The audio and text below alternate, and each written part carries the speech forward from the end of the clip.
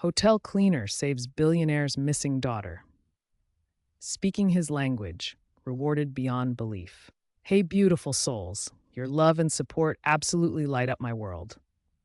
If you're enjoying these heartwarming stories, that little subscribe button would mean everything to me. And here's my promise. I read and reply to every single comment because connecting with you, incredible people, is my favorite part.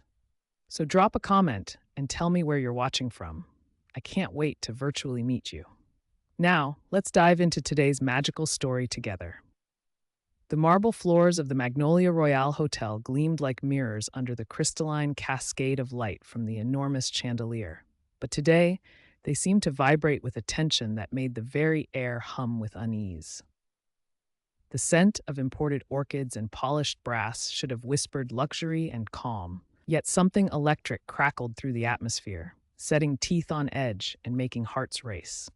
A thunderous voice erupted across the opulent lobby, rich with fury and desperation, rolling in waves of rapid Arabic that crashed against the gold-plated railings and soared toward the vaulted ceiling. Every head turned as one, conversations dying mid-sentence, champagne glasses freezing halfway to lips. At the center of the storm stood a man who commanded attention even in silence. But now, in his rage, he seemed to fill the entire space. His flowing white dasha was immaculately pressed, gold cufflinks catching the light like trapped fire. Desert sun had bronzed his skin to the color of burnished copper, and his salt and pepper beard was trimmed with the precision of a master craftsman. But it was his eyes, sharp as Damascus steel, blazing with fury, glistening with unshed tears, that held everyone captive. Beside him loomed two bodyguards, motionless as obsidian statues in their jet-black suits, earpieces barely visible, faces carved from stone. Their eyes swept the lobby with predatory awareness, protecting and containing their employer in equal measure. The billionaire stood near the grand piano, one hand clenched into a trembling fist, the other brandishing a key card like a weapon demanding justice. His voice carried the weight of desert storms and ancient kings, each syllable hammering against the incomprehension surrounding him. No one understood his words, but the raw emotion needed no translation. This was no petty complaint about thread count or room service. Guests scattered like startled birds. A child's fingers dug into her mother's palm. A businessman rose from his velvet chair, briefcase clutched like a shield. The lobby, usually a sanctuary of whispered refinement, now felt like a powder keg awaiting the spark. Behind the reception desk, Mr. Reynolds felt sweat bloom across his forehead despite the air conditioning. His carefully groomed hair had begun to his gestures, pointing at his wrist, at the elevators, at the key card, each movement sharp with urgency.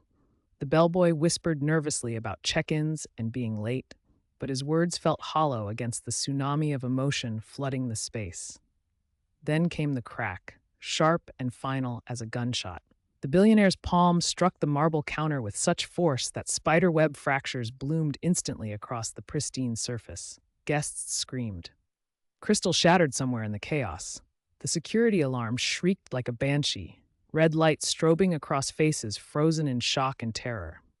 But then something shifted in the man's expression. The fury cracked like a dam, revealing something far more devastating beneath, raw, primal fear. His voice broke, trembling now instead of commanding. Tears traced silver paths down his weathered cheeks as he pointed again, not with rage but with the desperate pleading of a parent's worst nightmare made manifest. The room held its breath as understanding dawned with horrible clarity. This wasn't anger, it was anguish. This powerful man, surrounded by wealth and influence, was utterly, devastatingly alone in his moment of greatest need. From the shadows cast by velvet curtains, a figure emerged with the quiet grace of morning mist. Her footsteps made no sound on the marble, yet somehow her presence cut through the chaos more effectively than any alarm. She wore the dark green uniform of the cleaning staff, sleeves rolled up, a white cloth clutched in capable hands. Her name tag caught the light, Amina. She was perhaps mid-30s, with skin that glowed like burnished mahogany under the chandelier's radiance. Her braids were swept back into a perfect bun, not a strand out of place. There was dignity in her bearing, a quiet confidence that neither sought attention nor shirked from it. To most, she was invisible, part of the hotel's unseen machinery, moving through hallways and rooms like a ghost, completing her work and vanishing before anyone could remember her name. But now, as the lobby held its collective breath, she approached the epicenter of the storm with steady purpose. Assalamu alaikum, Sayyidi. Hal yamkinuni al-musa'ada. Her voice cut through the tension like silk through steel. Peace be upon you, sir. May I help you? The effect was instantaneous and profound. The billionaire's head snapped up, his eyes widening as if he'd witnessed a miracle. The Arabic flowed from her lips with the fluency of a native speaker, each word a bridge spanning the chasm of isolation that had trapped him. My father was Egyptian, she explained to the stunned onlookers, her English crisp and unaccented. I grew up in Alexandria. I moved here after university. Her voice carried neither pride nor apology, simply truth, offered with quiet dignity. The billionaire stepped toward her like a drowning man reaching for salvation.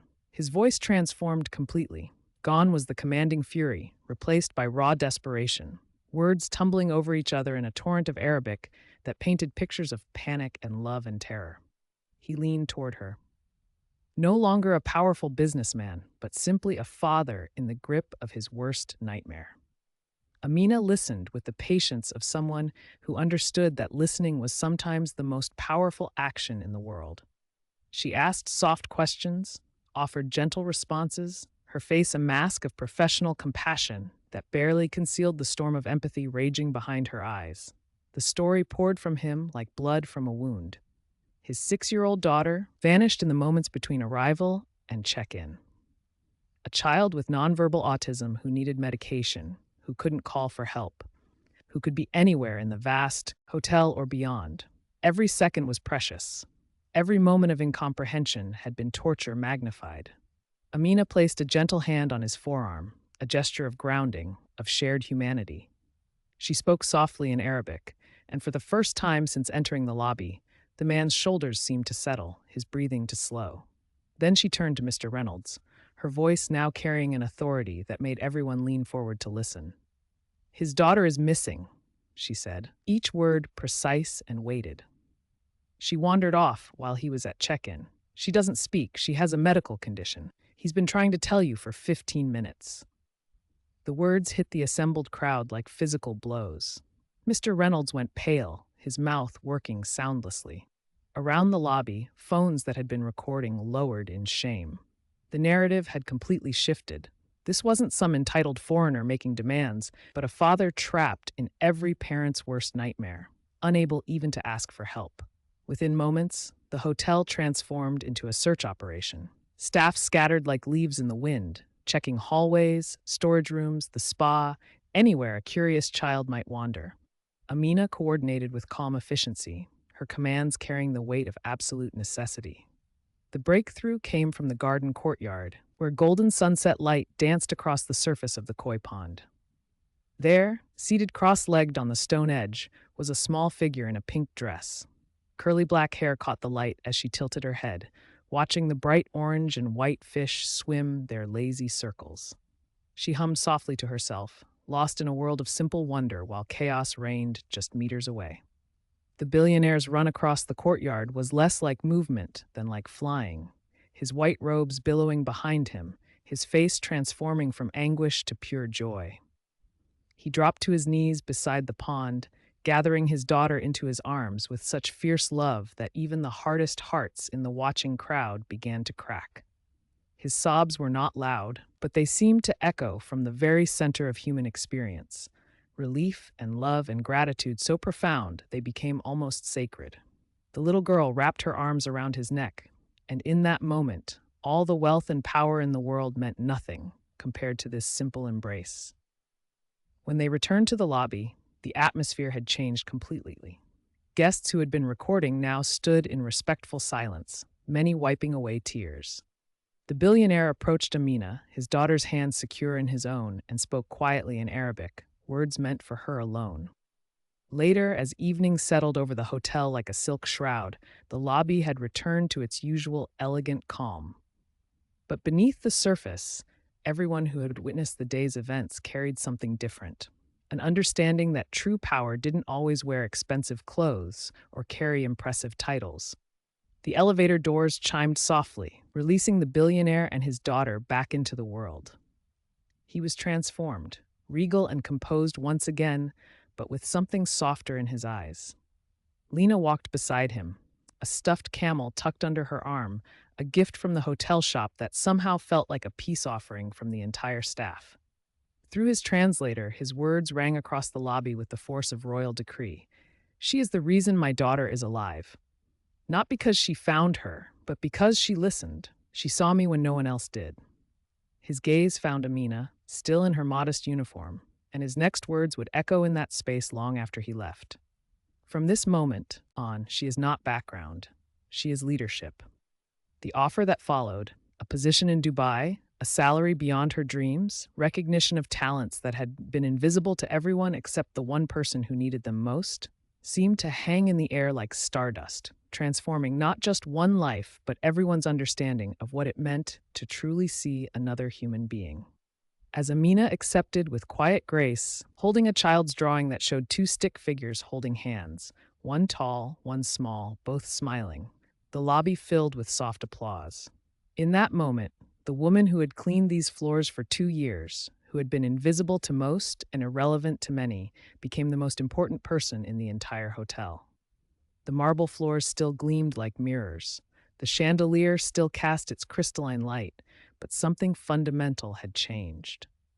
In the space where chaos had reigned just hours before, a different kind of order had emerged.